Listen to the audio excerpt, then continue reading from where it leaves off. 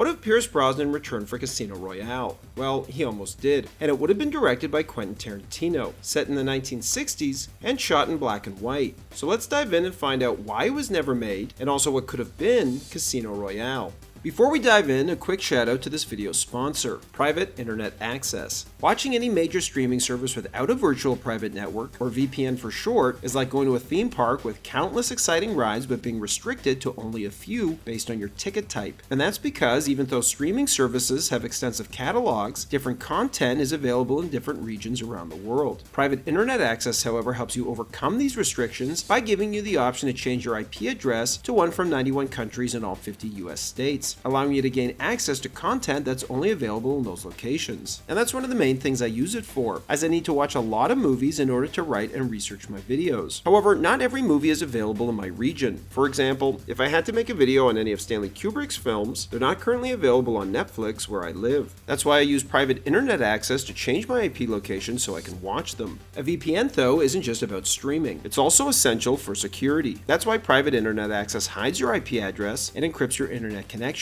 helping you to protect your personal data and shield your digital life from the eyes of those that are looking to exploit your private information. Not only is Private Internet Access available on all platforms, but you can also install it to protect unlimited devices with just one subscription. And when it comes to transparency and trust, Private Internet Access stands out as the leading VPN provider globally, with over 30 million downloads. They uphold a strict no logs policy and never record or store user data, which has been consistently verified in court and through a third-party audit by Deloitte. So elevate your online experience with our exclusive Bullets and Blockbusters link and snag an amazing 83% discount on Private Internet Access for only $2.03 a month. Plus enjoy an additional 4 months absolutely free. With a 30-day money-back guarantee and 24/7 customer support, it's also completely risk-free. So don't miss out. Sign up now.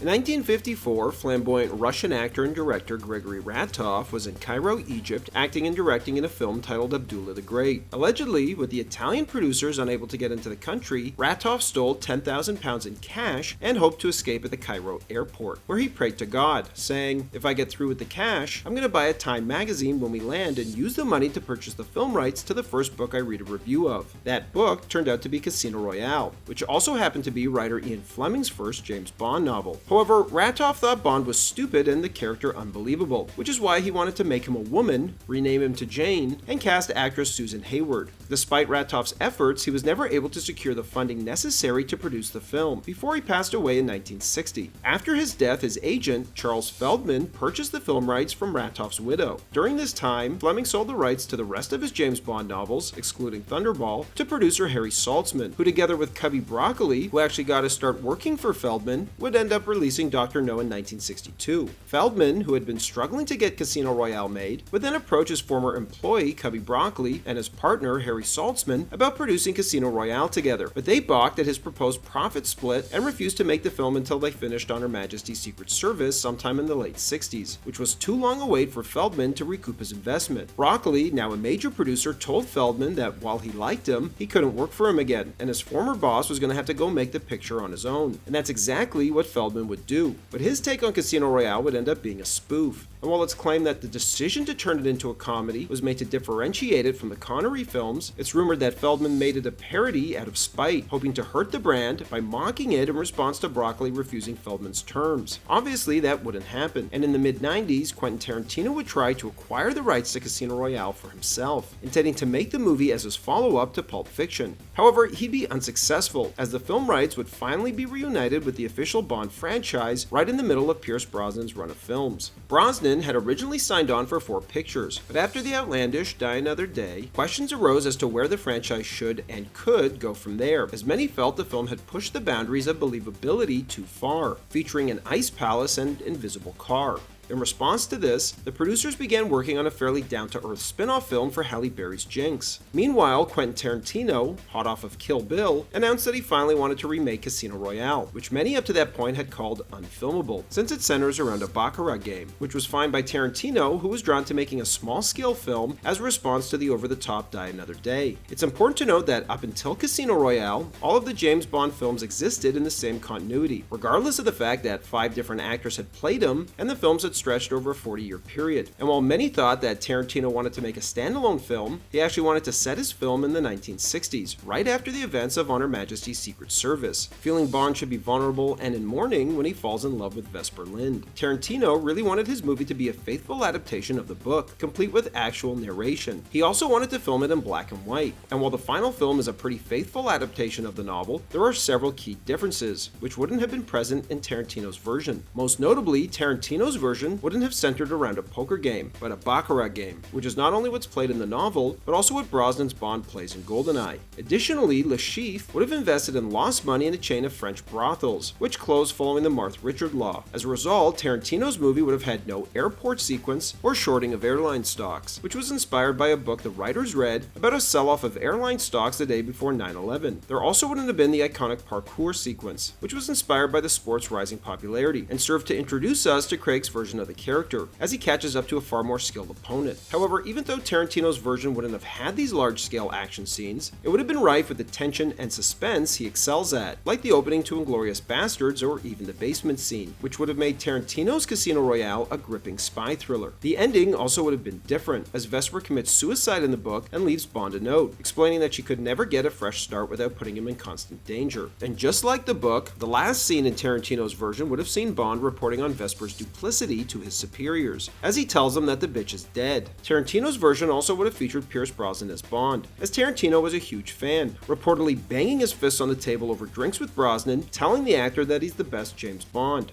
Allegedly, rounding out the cast would have been Uma Thurman as Vesper and Sam Jackson as Felix Leiter. However, there was just one problem. Brosnan's contract had expired. Still, according to Brosnan, the producers asked him if he'd be willing to return for one more film when Die Another Day was released, which he agreed to. And after that film's campier tone, Brosnan would say on returning that he felt he had unfinished business, as he was looking forward to making a grittier and edgier follow-up to return the franchise to its roots. After meeting with Tarantino and taking his idea back to the producers, they passed. And while they've never publicly disclosed why, it's likely they did for two reasons. First, Tarantino has creative control on all of his films, and for a franchise as big as Bond, that wasn't gonna fly. And two, a big part of financing these films comes from product placement for brands like Omega, BMW, Heineken, and Aston Martin. Making the film a period piece set in the 60s would make it impossible to feature new products from most of these brands. Having said that, while producers didn't move forward with Tarantino, they did decide to move forward with adapting Casino Royale, but set in the present day. After finding out, Tarantino was furious, claiming the producers had deemed the novel unfilmable until he proposed making it. He then asserted that they backed out because they were afraid he would make it too good and F up the rest of the series. Brosnan echoed this sentiment, suggesting that Tarantino's intention to give the film an edge likely frightened the producers. Regardless, as much as Die Another Day was criticized, it was still a massive hit, which meant bringing back Brosnan was a no-brainer. But again, there was a problem. Being the first Bond novel, Casino Royale is basically Bond's origin story. Then since it ends with the death of Vesper, the woman he loves, it results in Bond shutting himself off emotionally from women moving forward, apart from Tracy, as he starts to treat them more like fleeting pleasures. However, Brosnan's Bond already treated women like this, and this being his fifth outing, the writing duo of Purvis and Wade had to figure out how to make the novel's character arc work for Brosnan's version of Bond. As a result, Brosnan's Bond at the start of Casino Royale would have been the same Bond from the last few films, who never lets women get close. Over the course of the film, we learn that the reason for this emotional isolation is because Bond is an orphan who always had to fend for himself and could never rely on others. Vesper also would have been an orphan in this version, and during Bond's relationship with her, he would have got insight into a normal life, which is something he has never really known. Bond then would have realized that in order to be with Vesper and live a normal life, he would have had to give up his career, which he is prepared to do for a chance of happiness. However, after he learns of Vesper's betrayal, he realizes that there's a cause worth fighting for and donating your life to, because in those moments of happiness with Vesper, he tasted real life, making him fully understand and value the world he protects. So why wasn't the movie made with Brosnan? Apparently, the actor had recently changed agents, who was giving the producers problems during negotiations. Although Brosnan denounced the preposterous reports that he was asking for $30 or $40 million, he does admit that there was a salary that he did want that wasn't out of the ballpark for actors that have starred in similar action blockbusters.